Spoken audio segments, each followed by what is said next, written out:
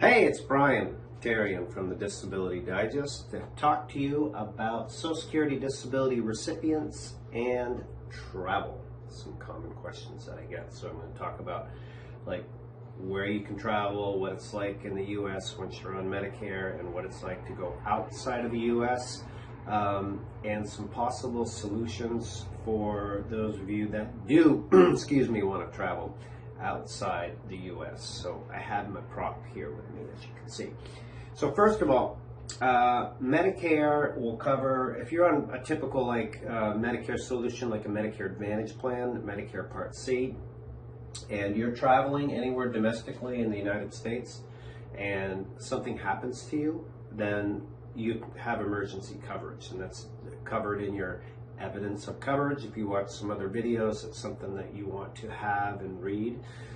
So traveling domestically for emergency purposes is fine.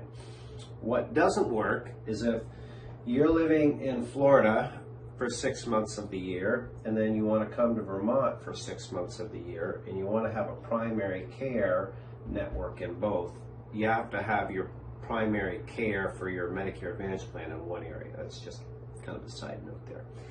So what happens if you want to go outside the U.S.? I'll put the link below this, but Medicare coverage outside of the U.S., I'm just reading from their brochure. In most situations, Medicare won't cover health care or supplies you get outside of the United States.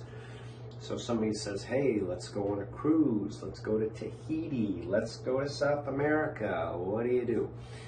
Well, I'm going to come to that in a minute, but I do want to say that there is a slight exception. If you're traveling from the U.S. to Alaska and you're in between here in Canada and something happens, you're covered.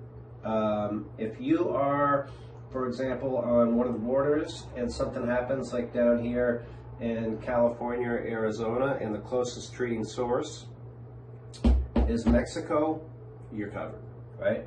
So back to the big picture and traveling. If you want to go to Greenland, what do you do? Well, there's private insurance that you can buy. It's private travel insurance. And United Healthcare has a product. I'll put the link below or somewhere around this video. You can go and check it out. You can pick up the phone and call them. It's pretty affordable. However, there's a pre-existing condition clause. And I don't know all the details of it, but I know that if you have a relatively stable condition, it's not a problem. But if you've had something significant happen, like within the last 6 months, and they'll define significant, then you could either pay a premium or be declined the coverage. So those are your options. So yes, you can travel, you can go outside the U.S. And get coverage, but if you go outside the U.S. and you don't have any travel insurance, that's going to be a tough one if something happens to you, so just beware. And then there's a whole other topic, living outside the U.S. So really, if Medicare doesn't cover it, then you have to find another healthcare solution other than Medicare. So I hope this snippet has been helpful and giving you some comfort to make a decision to go travel if you want to.